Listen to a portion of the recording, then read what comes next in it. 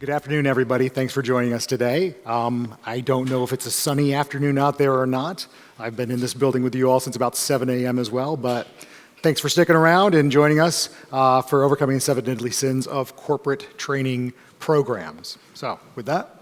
Excellent. Well, thank you, Jason. My name is Donnie Gladfelter. I am the Technical Product and Online Manager at CAD Microsystems. We're an Autodesk Platinum partner, headquartered just outside of our nation's capital in Alexandria, Virginia. And as Jason will share here in a moment, he and I are we both come from a background of trainers. In fact, I've been a trainer now for more than a decade. I came before CAD Microsystems from an organization where I was responsible for about 250 CAD users and establishing the training program around that. So this has been a long-standing passion of mine and something I'm incredibly excited to share with each of you here in the room and also each of you joining us online.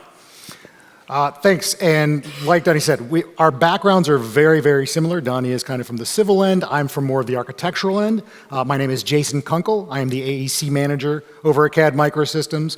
We've got a team of consultants and more specifically for this class, a team of trainers. In my former life, I was the IT director for a pretty major mid-Atlantic firm over on the East Coast there. And one of the things I ended up doing at that firm was helping to establish and set up the training program internally. We had a pretty big major training push. But beyond that, much like Donnie, I have a passion for education. I come from a family of educators.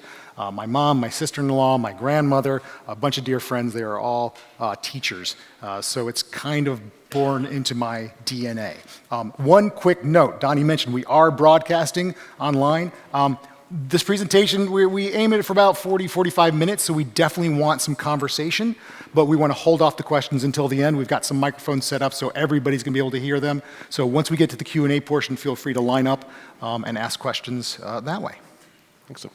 All right, so without any further ado, let's kind of jump in here. You signed up for this class, so you've probably seen these learning objectives, and today what we're going to do is study some of the sort of key factors that, in our experience, from both of our organizations, have sort of held us back. These are areas that even we have failed at some point in our history as well, and our goal is to help you maybe not make some of the same mistakes that we did.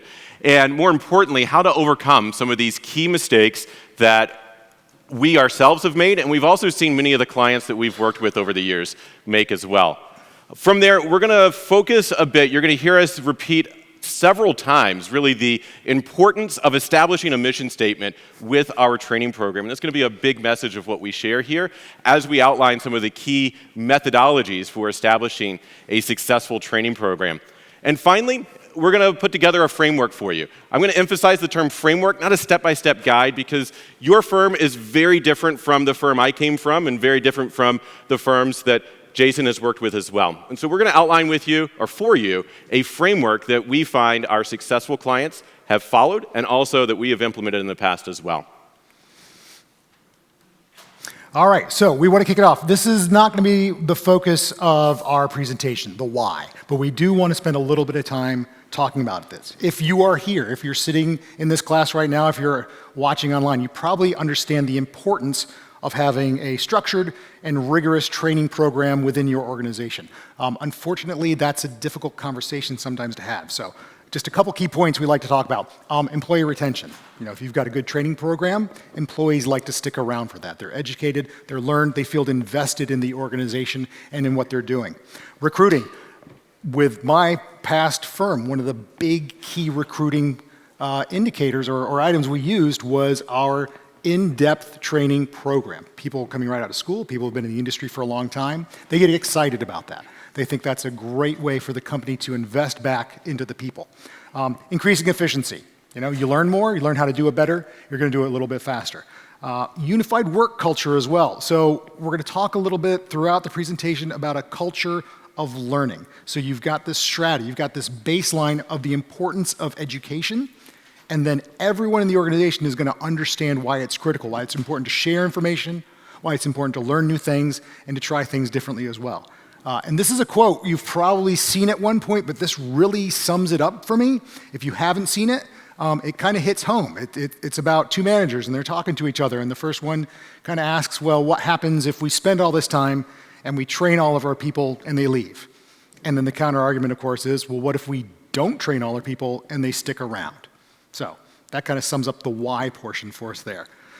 We want to roll right into our 7 deadly sins. So we've got 3 sections to this presentation. The first one is just kind of laying down the sins. We're going to go through these pretty quickly. These are the 7 major problems that we have seen, that we have done as well when setting up our own programs in the past. First one is something we like to call miracle in the classroom. I'm going to send somebody to training. You need to learn Revit. You're going to go spend 4 days in a Revit class. Once you are done with those 4 days, you are a Revit expert. You know everything about it. You're a pro. Come on out, teach everybody else. Yeah, for sure. Everybody. It's not a problem. I mean, obviously, with software and technology that we work with, this is a problem. Some items, sure, you can learn in a day, you can learn in half a day. But most of the things that we're talking about, most of the things that we work with in our industry, it takes much longer than a single sit down to kind of learn how to use it properly. So number 2 is that the classroom is for training and the workplace is for working. We create this very hard line, this boundary that learning is only something that should happen when I send you to training, but when you are at your desk, working on projects, getting work done, getting projects out of the door, you best not be learning. You best be getting that deadline done. All right, number 3, I'm going to teach everybody right now. I'm going to go back to that Revit training. That's kind of my bread and butter. That's what I cut my teeth on. We're going to spend a lot of money. We're going to get somebody in here to train you. We're going to spend a lot of money getting you out of projects. So let's get the entire firm trained at once. You might not actually touch the software for another 8 months, but come on and learn now. You'll surely remember it after 6 months. It's going to be fine. It's not a problem at all. So the first few here are probably pretty common sense, but this one is maybe the touchy one, that everyone is trainable. And this is sort of one of those painful things that we have to be honest with ourselves as we're putting together our training programs, that not everyone is trainable, and we have to be okay with that, and we have to evaluate this in a pragmatic way. So, number 5 here, the only classroom people need is work. This is a misconception that we usually find from managers from kind of the older generations. They learned on the job. Everybody else can learn on the job as well. Now, everybody probably can learn on the job. You can sit down, you can be given deadlines, you can be given the tools, you can probably learn what you need to learn. But it is not going to be nearly as efficient unless you have a structured training program as just to kind of throw something at you and expect you to learn it. Next is this sort of idea of the perfect class. If I could just get everything just right, everything will be awesome. The other side to this, too, is, you know what? I created the world's best Civil 3D class for Civil 3D 2010.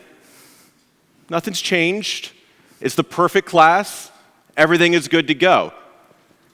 That I've never updated it in the 5, 6, 7, however many years since then. And so the idea that the training that I put together is a sort of a chiseled in stone and it will last in perpetuity is a major sin that we've seen of many customers.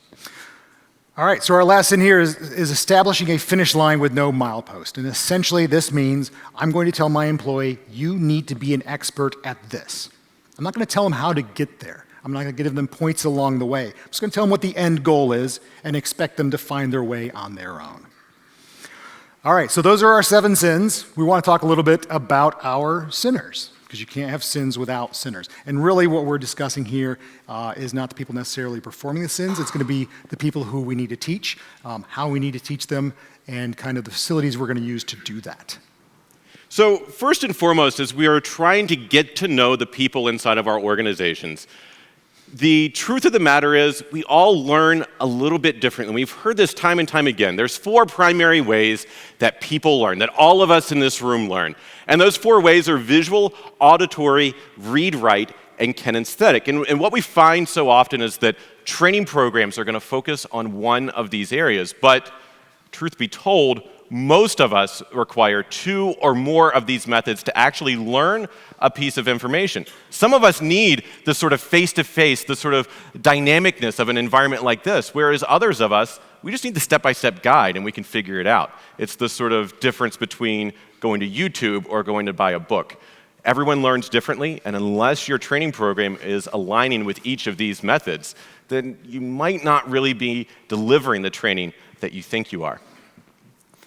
And so as a second piece to this, even if I apply all of these methods here, there's a kind of a dirty little secret, and this is not something that's a very sort of popular thing to think about.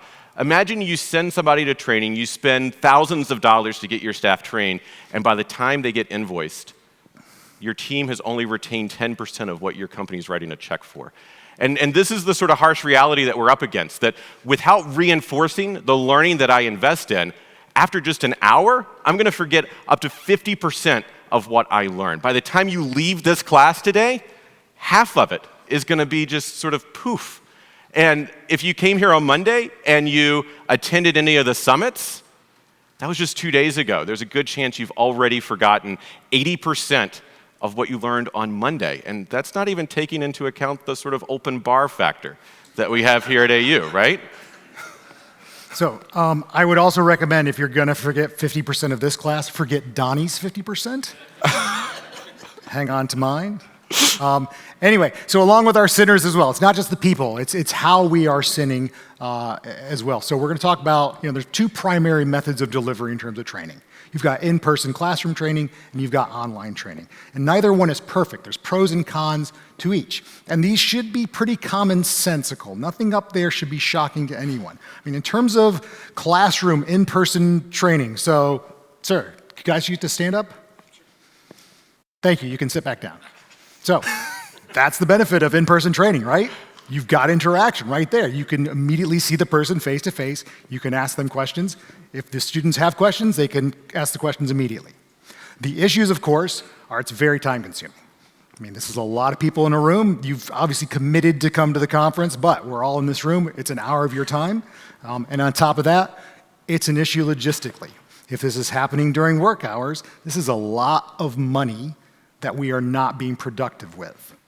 Back in my old firm, we made a commitment that we wanted to do as many classes in person as made sense to be in person. We had 4 locations, and we had a training room in the headquarters.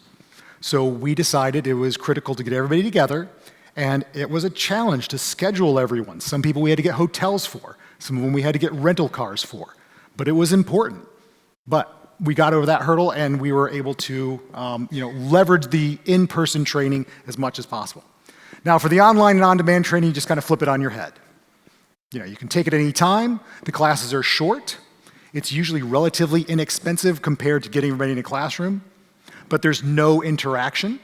There's no questions that you can ask back and forth, and there's no way for the class to adapt to the audience. So a properly trained instructor, and this can take some time, is going to be able to kind of adjust their class based on the kind of questions they're getting and the feedback they're getting. Now, that's never going to happen online. And then the other issue with it being online is it's tricky to anticipate the needs. You kind of guess, make an educated guess, but you got to make a guess at what kind of classes you're going to need and prepare them all ahead of time.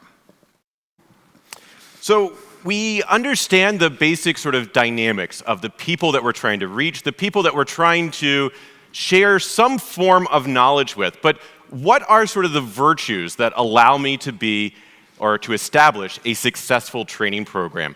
And the first of these is something we like to refer to as an education mission statement. I mentioned this at the very beginning during the objectives, and a book that Jason and I have both read is Disney U. It's all about sort of the Walt Disney's internal training program, and one of the cornerstones, one of the sort of foundational building blocks of what they do is establish a education mission statement of what their training program is going to be. But I think just as importantly as what the training program is going to be is also defining what the training program isn't going to be. You have to kind of know what your North Compass is and be able to follow that. So another virtue we like to talk about, and you notice at the bottom, we've got our sins labeled there. There's 1 through 7. So this is not a one-to-one relationship of this is going to fix this sin. We found these 7 virtues, these 7 components to a successful program, and they kind of apply to different sins across the way. So we've tried to highlight which sins they are on there. Learning paths. So while our mission statement is kind of our overall umbrella of what my company wants to do and why we want to do training, a learning path is going to be a very specific, itemized training outline for my individual employees. So person A needs to take these classes by this date. Person B needs to take these classes by this date. Now, this might sound like it's extremely time-consuming. It's not. We have seen it rolled into, and I've implemented myself this way, that we've rolled it into annual reviews. It takes about 5 extra minutes. You sit down with your team, you kind of go over the course outlines, what are available. They have some ideas of what they want to take, and you have ideas of what you expect them to take. And on top of that, not only outlining what classes are available, this is an excellent time to get feedback about what classes they would like to see available too. So it's a good communication, it's a good way to start generating that culture of the importance of education, kind of all up and down the board there.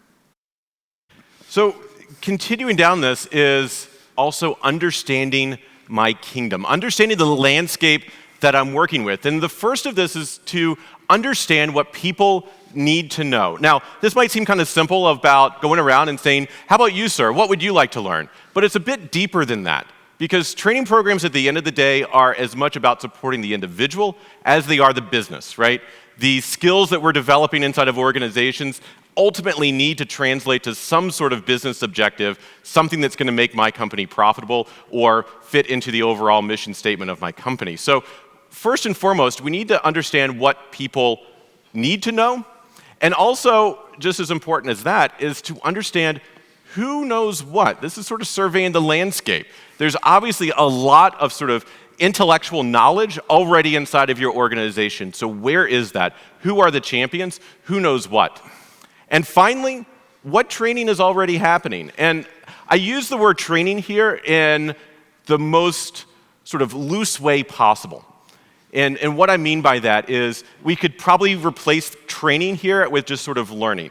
We're not just talking about stuff that happens in the classroom, but what about when you and a colleague chatted about a problem you were having in AutoCAD or Revit or whatever the product that you happen to use might be? What about when you had the IT guy respond to a help desk ticket about a particular problem an end user was having, and that kind of turned into over-the-shoulder training?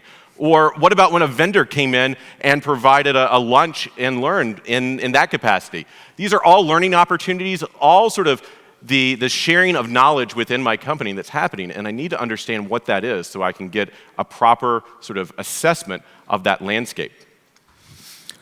So another virtue, communication. I mean, this feels kind of redundant. I mean, every time you go to some conversation like this, communication is key, communication is key, communication is key. You got a poster on the wall that probably says that back in your office as well. But it absolutely is essential. And we're talking about 2 levels of communication here. First one is communication with management. You want to be able to talk up. You want to be able to have those conversations with management about why you're doing this and why they want you to do this. You want to get buy-in. It's essential you get buy-in. And it's essential you have a conversation with them to understand what their long-term goals might be so you can modify and adjust the training program that way. Now, the other tab we got here is for accessibility. This is more informal communication. You need to be able to be accessible to everyone as much as possible in the organization. It might be a water cooler conversation. You might just peek into their cube one day and see how things are going. But you've got to be able to have that 2-way communication, that accessibility, so everybody kind of understands this is who I'm going to go to talk about training, and training is important for us to talk about as well. So continuing this sort of theme of understanding the dynamics of my company and the dynamics, more importantly, of the individuals, and tying into that sort of VARC method, the visual, auditory, read, write, and kinesthetic that we talked about just a little while ago, is this sort of notion of having a blended curriculum. My training program ultimately shouldn't be exclusively classroom training, just as it probably shouldn't be exclusively sort of quick little Camtasia snippet sort of videos that I recorded and posted on the company intranet. This is where I'm trying to sort of blend not just sort of classroom learning, but understand the sort of scale of whatever topic that I'm trying to share might be.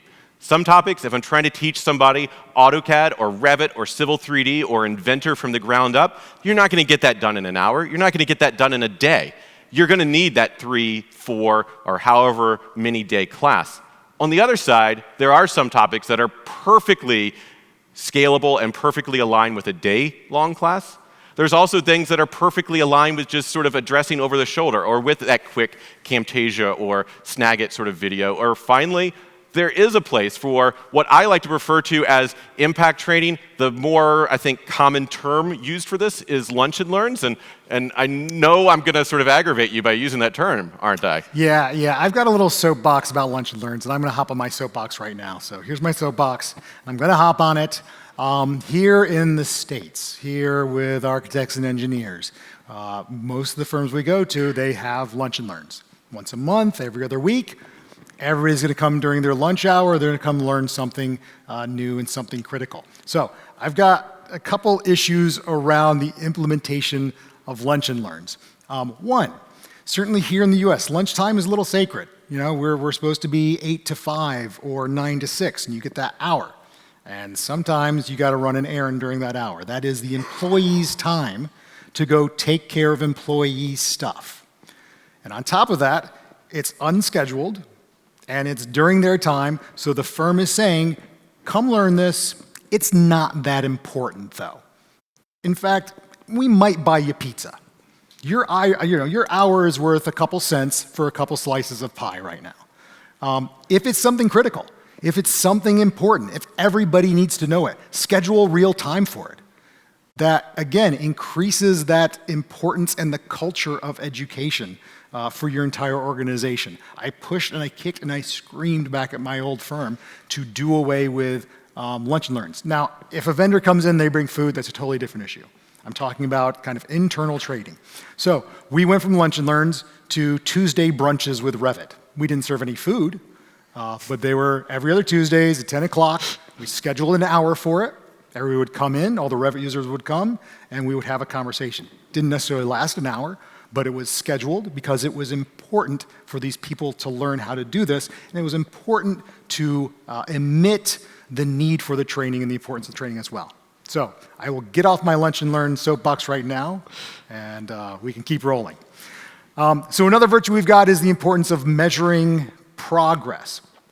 As you establish the different ways you are going to teach, as you establish your mission statement, you've got to figure out what's important in terms of metrics and how am I going to know if my training program is successful. Now, you got to get a little creative with this. There's going to be different ways and different methods to collect the data. It's kind of all centered around what data you want to collect. An example, first and foremost, that's an easy one, is going to be to send out surveys at the end of classes. But they do surveys after the end of all these sessions. Any conference you've been to, there's probably a survey when you're done asking people how it is. So, for your internal training, SurveyMonkey is not that expensive. I'm not trying to throw an advertisement for SurveyMonkey, but make a short 5-question questionnaire that everybody needs to fill out at that point. Another metric you can go by, if you get a lot of help desk questions on phasing in Revit, and then you do a class on phasing in Revit, I would hope the number of help desk items is going to drop. If it doesn't, there is something wrong with that class. You need to go reevaluate that class there. So those are just kind of two methods that we like to look into that you can use as concrete. Other ways to measure progress, there's internal conversations about employees' satisfaction. And then, of course, if one of your goals is profitability, start watching your profitability. If you go with your training program and you start losing more money, you might want to start reevaluating things at that point. All right, so continuing down this, and this is sort of an abstract one of policies and standards. So what I mean by this is I would imagine that many of you in this room, in addition to kind of having training as a responsibility, you may very well also be the sort of CAD or BIM or VDC or whatever new acronym we've got this month, right? Inside of your firm. You're responsible for saying this is the layer that something goes on, or my text is going to be Arial, or it's going to be 1/10 of an inch tall or 1/8 of an inch tall. The trouble is when we blend these two kind of worlds together, when we blend the learning world and the sort of standard world together, they both have very different shelf lives, right? I would hope that if I come up with a standard that my text is going to be 1/8 of an inch tall and it's going to use Arial font, that's probably going to outlast whatever the tool is that I'm using right now. I might have established that standard back in the LAN desktop days, and I'm 10 years into Civil 3D at this point. And so the idea being that instead of blending my CAD standards or BIM standards with the training and learning, they should be two separate documents. Now, it's not to say that your policies or your procedures shouldn't align with the standards. They should absolutely use the standards. But again, these should be two very different documents. One is meant for establishing, dare I say, sort of the law of the land. The second one is about teaching people how to use the law of the land. It's sort of the driver's ed manual. It's not the letter of the law if you go and look at the municipal code or the state code about driving. It's the how do you obey a stop sign kind of learning manual that your teenage driver gets to follow through. Leave it to Donnie to bring up municipal codes during his AU session. I haven't said Jeffersonian grids No yet. Jeffersonian grids yet. So our next step here, our next section here is the 7 steps to training righteousness. So this is kind of our rough framework. We've talked about our sinners. We've talked about the different ingredients that we see in successful programs. And then this is our framework or our rough guideline for how we recommend implementing a successful training program in your organization. Now, as you look through these, you may already be on step 7, or you might be on 5 and you skipped 1 through 4. So you need to evaluate where you are. You need to align it with your own goals and your own organizational structure and the size. So as just kind of a general guideline, this is what we like to recommend, and this is what we go with as well when we're working with clients at this point. First and foremost, find your evangelist. If you're in this room, whether or not you know it, it's a good chance you are the training evangelist. You've come here today, you're spending your valuable time, it's important to you. Own that, take that in. You're not going to get probably a bonus for it. You're probably not going to get a new title, but it is critical, it is important, and you've got to be able to get up behind the podium there, and you've got to be able to preach, and you've got to be able to convince other people how important it is and why it's important. So next is back to that notion of establishing sort of the lay of the land. And this is one of those where, as I've worked with other clients, and frankly, when I was building my own training program at my former firm, if I'm being honest with myself, skipped a couple of these steps as well. There's a sort of reality that we have to sort of admit to ourselves, that there are really two big audiences that I am communicating with, or that I need to communicate with. The first, and the one that we typically focus on, of course, are the people I'm trying to train, my learners. But just as important is communicating to management. And if you've ever had sort of this sort of communication dynamic, if you're already a CAD or BIM manager, you've probably lived this world for some time, the sort of dialogue that you have with an end user or a learner in this capacity should be a bit different than the dialogue that you have with a manager. Again, they're on two different planes. It's not to say that one is more or less important than the other. It's about really knowing your audience. And so what we need to do, if I'm going to put together a strong, successful program, first and foremost, I need to perform that sort of survey of understanding the training that's already happening inside of my organization, understand who knows what inside of the organization. And the most important piece to this is, while I might already kind of do that in an informal capacity, or I may have been with my company for a decade already, so I just kind of already know all of that information, we need to formalize this. We need to bring it together. We need to summarize it. It needs to be a document that I'm able to sort of hand over to management. Also, by sort of establishing that discipline of myself to create that document, to actually generate that summary, it also helps me identify precisely what it is that I'm asking for. It's not enough just to go to management and say, hey, I want a training program. I can't tell you the number of firms that Jason and I have both gone into and talked about training. And training is referred to as the T word. Anyone in that company where training is the T word? It's sort of this bad word because of the bad taste that the previous 12 training programs that have been attempted inside of the organization have left in management's mouth. So we have to understand precisely what I am asking of management, and I need to present that to management. And this is really kind of establishing the runway into step number 3. So step number 3, we mentioned it early on. It's a mission statement. Your mission statement is important. You know you are the evangelist. You have talked with management. You understand what their goals are. You need to align those goals with your goals. Sneak them in there a little bit. But you want to build up your mission statement. You want to decide, why are you doing training at your organization? What are you aiming for? Why are you trying to accomplish this? So at my prior firm, we had a very broad and very vague mission statement. It was simply to improve the lives of the employees. It wasn't about money. It wasn't about being faster. It was about making the employees better. And that dictated things down the line. We absolutely had classes on how to use X software and what policy Y meant and what the new state code was. But it also informed the classes we got in there. We had training on personal finance. We had training on organizational skills. We had a whole host of training that was work appropriate, but not necessarily specifically task appropriate.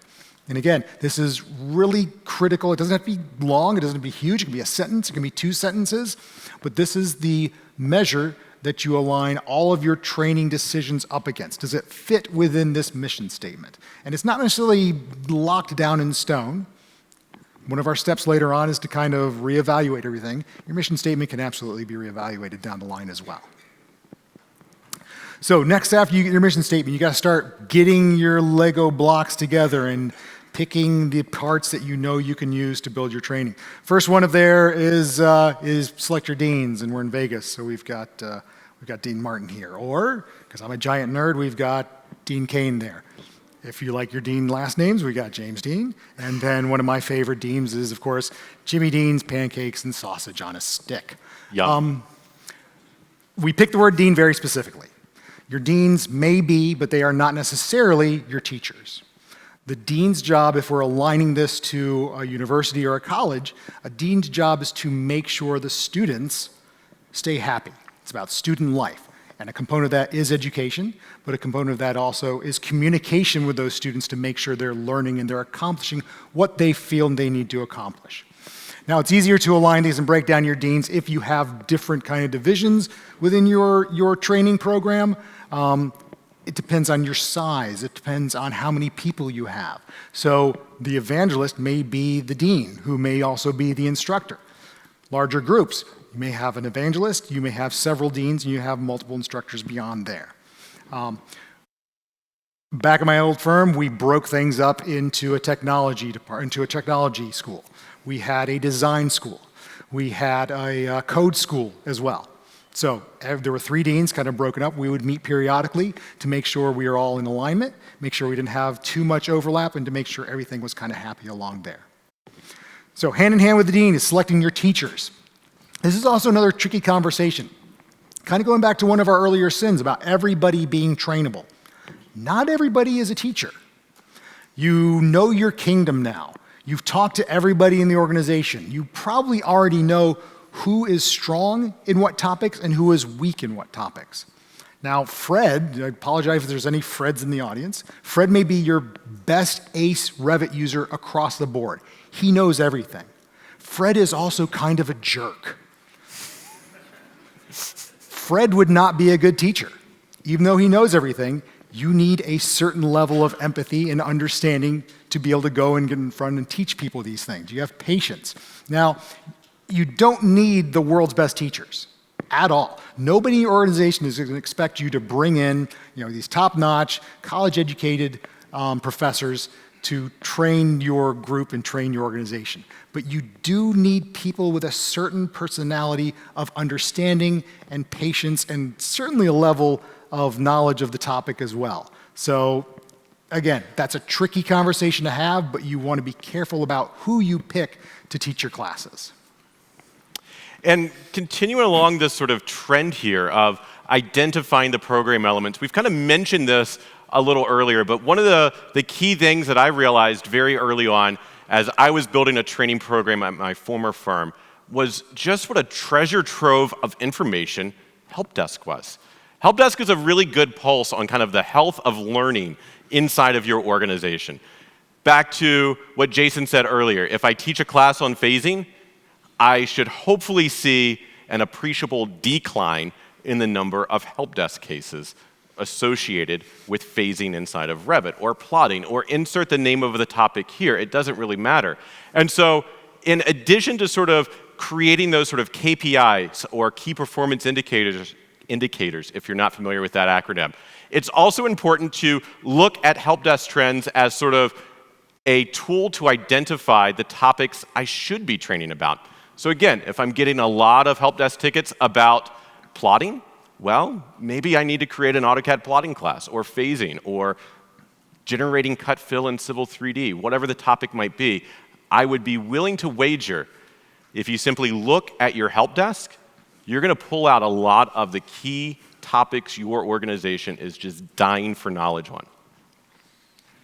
And with this, by knowing my kingdom, by performing that survey, by identifying the ask, by kind of getting in alignment with management, by doing all of this sort of pre-work, looking at my help desk, this is at the point where I have a really good pulse on the organization. I understand what my users need. I understand what the business objectives of my organization happens to be. This is where we get to the point of saying, you know what? We need to have a Revit Level 1 class, and it's going to be this duration. Or, you know what? There is plotting inside of AutoCAD.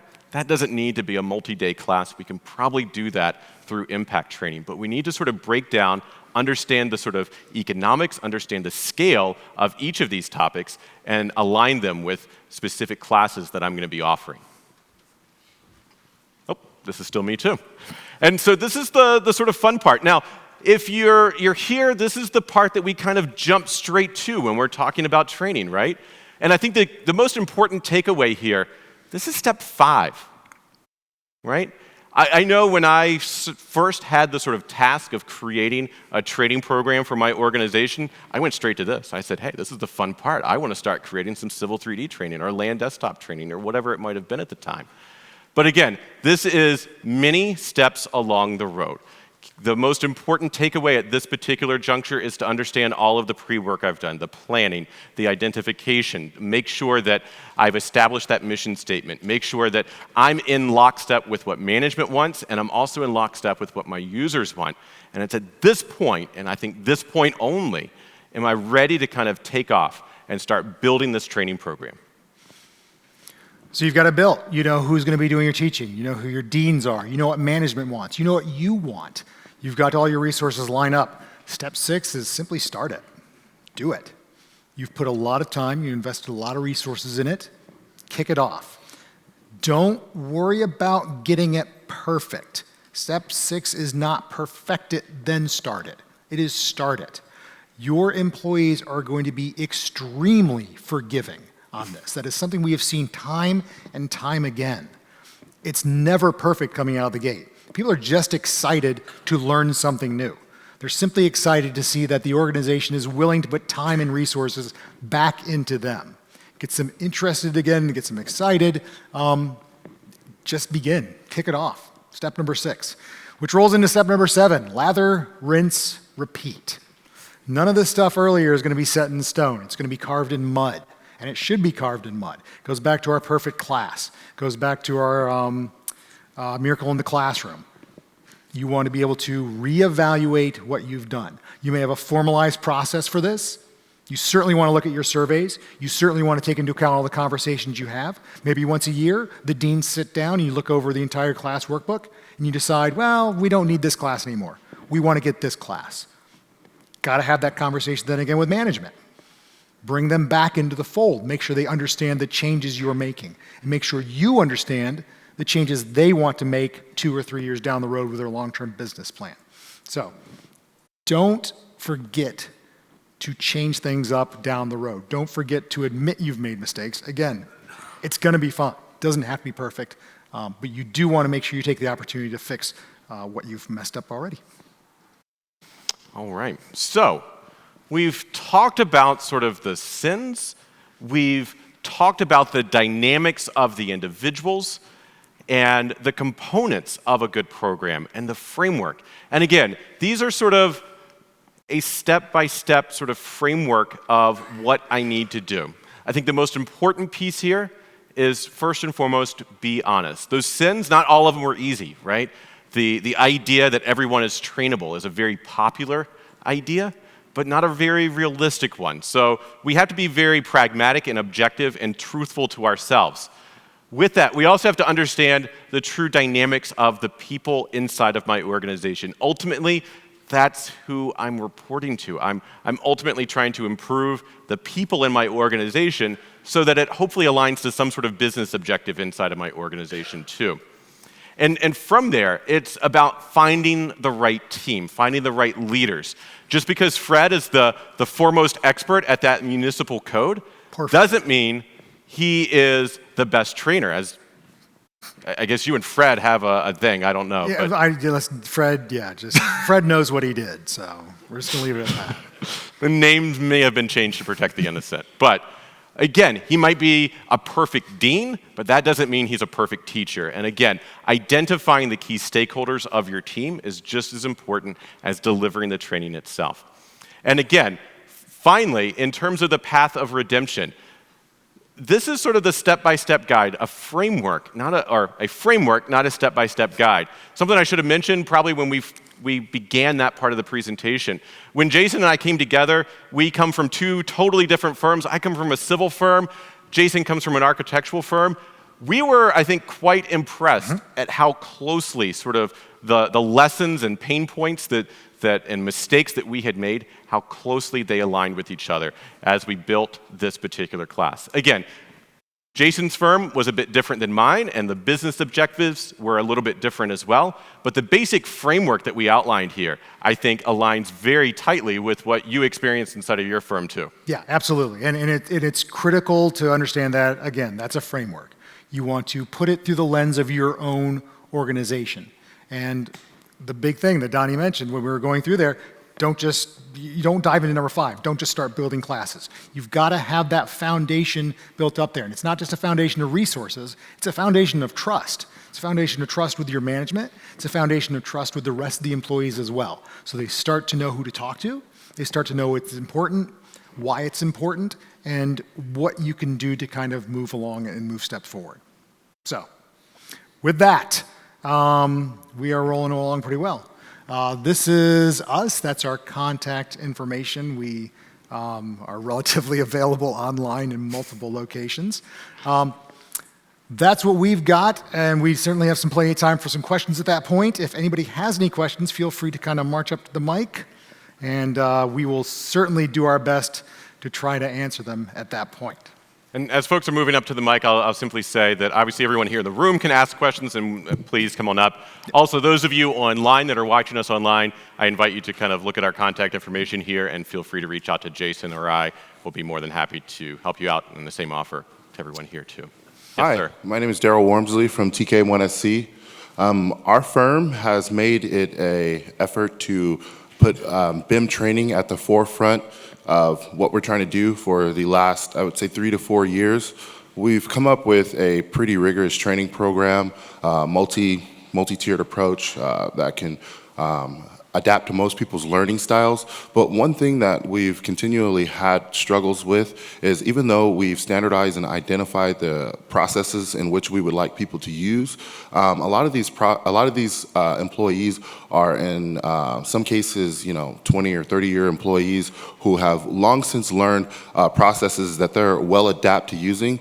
And at any given situation, they may be quarterbacking the project, and I'm thinking of the project managers in this case, looking at the processes, and in some cases making an uneducated decision to revert back to old processes in which they think that they can save money on. And it's been one thing that has been a constant struggle. So it sounds like, if I'm understanding you correctly, this is not exclusively necessarily a training issue, but an implementation issue as well. Does that sound about right? Yes. So I would, one of the things we recommend, at least I recommend, I don't know if you do, when we're talking about implementing with new firms, new processes, you got to kind of implement some guerrilla tactics. You got to be a little sneaky in there. So you've got to have one win. So find a team. Find a top secret team that you know will give you a win, and nurture them along, give them kind of secret extra resources, and make sure you get that one project that does follow that new workflow, that does follow the training, and at least on the outside, says, we love this. This is fantastic. And then you get that one project win. And it certainly does take some time for some project managers, especially if they've been there a long time. But eventually you kind of get that grassroots support of the new system, because right now you're pushing from this direction. You want to get a couple people to start pushing from this direction as well. And usually right in the middle there is where the project managers sit, and eventually they hear from down here how good it is, they hear from up here how good it is. I'm not saying it's going to be overnight, but you do want that grassroots push is what I'd recommend at that point. So, anything to tack on? I think the thing I would add to that is this is where, candidly, training and standards, I think, start to intersect a little bit here. I've done similar classes to this, kind of on the virtues of CAD standards as well. And I think one of the big undertones of this class, and as well as some of the CAD standard classes I've done here at AU, is about the human dynamic that, we're dealing with people. There are human motivators here. And just as kind of to connect it to this class, it's important to understand who your evangelists are from a training perspective. It's also important to understand who the evangelists are of the processes that you implement within your organization. You have to find that sort of champion. I remember years ago, and this was more of a CAD standard conversation than it was a training sort of example, but we had recently implemented new file naming conventions, and we had this sort of interdepartmental, inter-office sort of collaborative project, and what could ever go wrong, right? And I remember I had the project manager of this one team who had completely drank the Kool-Aid of our brand new file management standard. He was my all-star team in the organization. He came marching down to my office one day and said, Frank's team isn't following the CAD standards. I need you to go tell them to follow this standard. And I frankly told him no. And again, this was sort of a non-populist thing, and it kind of ties into the sort of authority that many CAD or BIM managers don't have. What I did do, though, was I facilitated a meeting between him, being a project manager, and the project manager on that other team, because those two are equal, on equal footing. And the message coming from a fellow project manager carried far more weight, far more substance than I had to admit to myself that my own message carried. So I think it's one of these sort of dynamics that is as much a training challenge as it is maybe a standards implementation challenge. Okay. I don't know if that addressed. Yeah. Hope that helps. I do have one more quick question for certainly. you. So you mentioned you can look to your help desk issues as a general direction for corrections and changes you can make to your training program. Could you recommend maybe a method for auditing? Currently, right now, we're not operating any sort of ticket system for our help desk or tracking it in any way, but it is something that we've recognized as an area that can add value to our training system. Are you asking for a specific ticketing system? Yeah, in your experience, has there been anything that's been, successful versus, one direction or the other? Honestly, when we get to a point, either an organization that usually has a ticketing system they've been using for a long time they really like, or they don't have one. What's a good, Spiceworks? Yeah, I know if you're looking for right? just a really simple one that doesn't have a lot of overhead to implement, I think Help Scout is one that's out there. I would say the big thing that you need to look for, the tool isn't really the big thing here. What is important is being able to sort of classify things as plotting or as phasing, or to be able to sort of classify issues as they come in.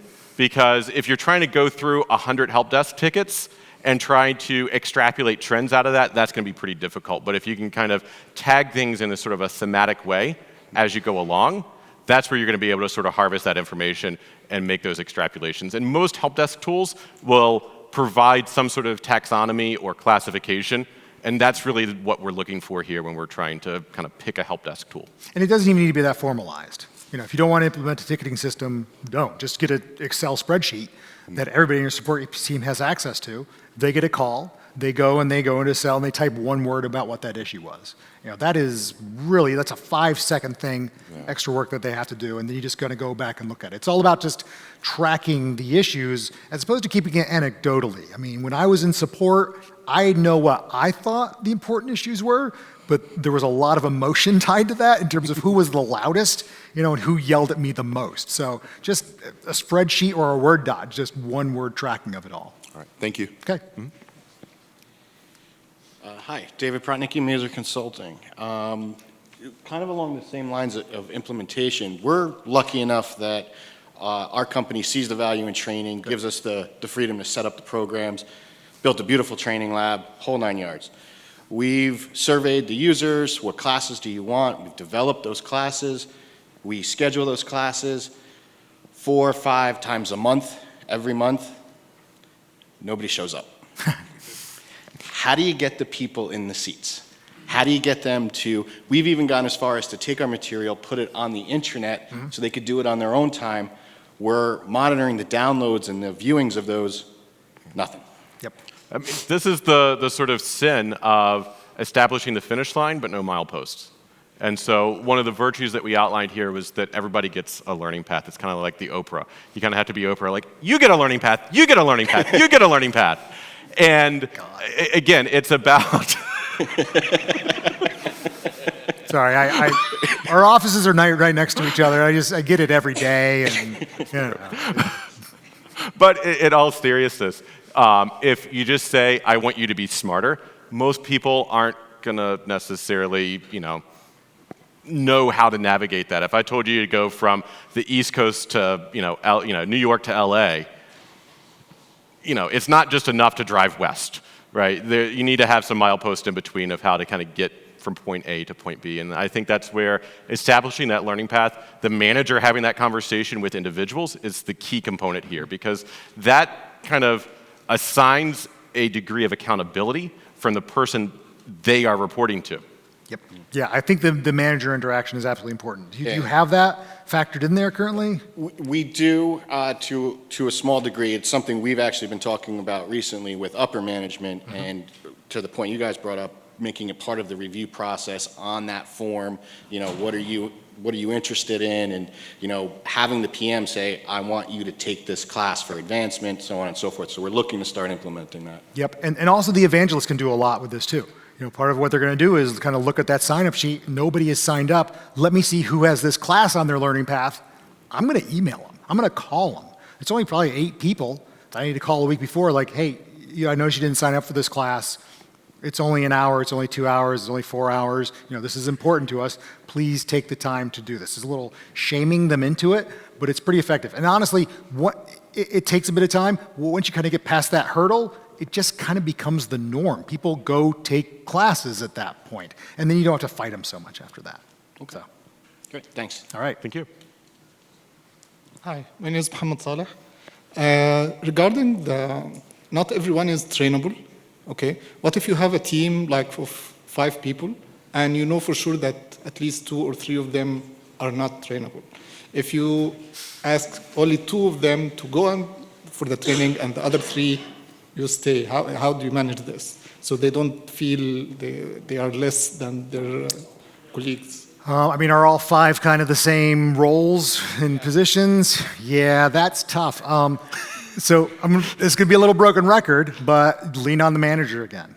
We lean on the manager to get people to go to training. You got to lean on the manager to have those tough conversations with them and say, look, we need you to do these tasks. Don't worry about these tasks. And they've got to be diplomatic about it. This is the trick, how to be diplomatic about it. Yeah, it's tough. People's feelings are going to be hurt. Exactly. But honestly, I don't know a great way around of hurting feelings at this level. It's a delicate topic, and there, we're dealing with people here, and you have to be sympathetic, but you also have to be direct at the same time. And I think this is kind of where sort of leadership principles start to come in a little bit of we identify, be that evangelist. And, even still sometimes kicking and screaming and saying how awesome things is still doesn't convince people. But it's about sort of assessing those people and adapting to different ways. Just as we talk about the different learning styles, they're also, everybody has a different trigger. Maybe your firm offered for all of those people to come here to AU, and they're like, well, no, I just want to stay back. I don't want to go to, Vegas.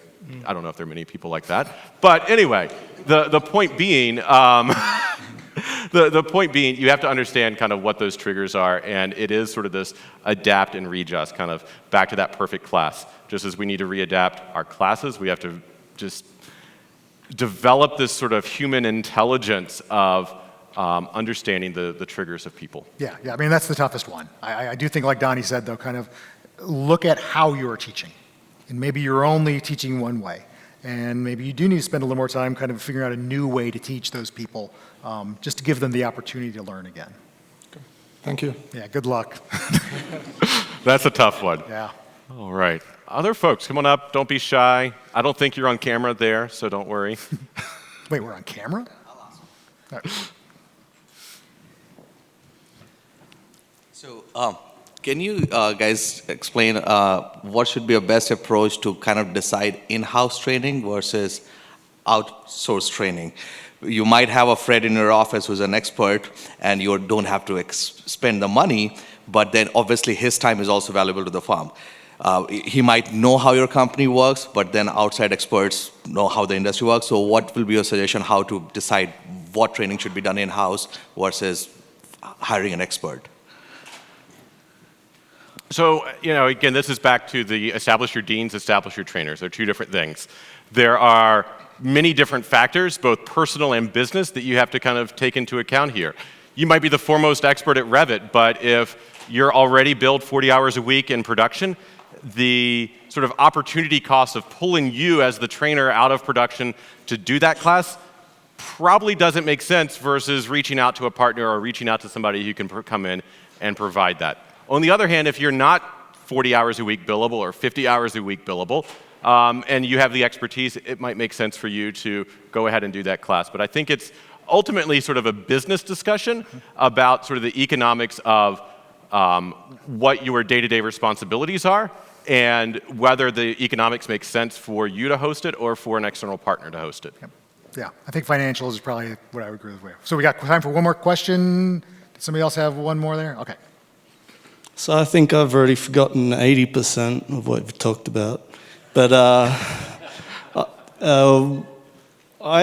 my philosophy is more on-the-job training.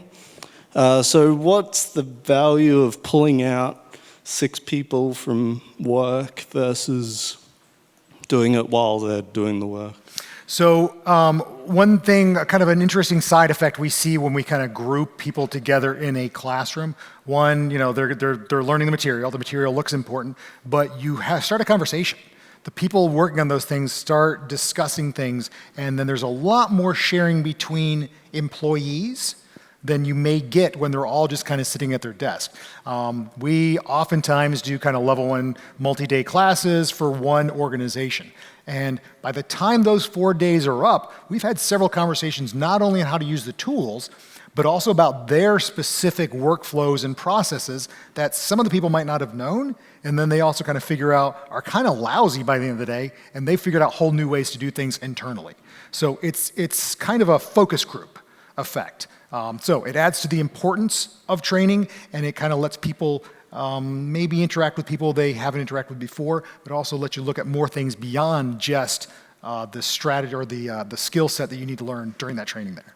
Certainly, and I would even take that a step further, even if you're talking more about maybe a smaller organization, you're not sending 8 people to a private group class with a reseller or some other entity. I know from teaching level 1 classes at CAD Microsystems that our public classes, oftentimes having somebody from firm A and firm B, they're already kind of using Revit or using Civil 3D or Inventor or whatever that tool might be, and just kind of that collision of ideas of hearing how another company is doing it. I think it's about sort of the discovery of what you don't know. There's obviously that core curriculum, but it's about sort of the collision of ideas that is helpful. I know here at AU, when I select classes, I always try to find or take 1 or 2 classes that are completely outside of my industry, because what I find is that sort of the challenges that I'm facing are things that other industries are facing too, and hearing how another industry is approaching it is sort of that breath of fresh air. And so I think the same is kind of true when we're getting everybody together. You're hearing those multiple vantage points. Excellent. All right, well, we are at the end of our time. Thank you all so much. Feel free to come up and ask us questions afterwards or just kind of grab us out in the hallways. But again, thank you for your valuable time and coming with us. We hope you pick something up.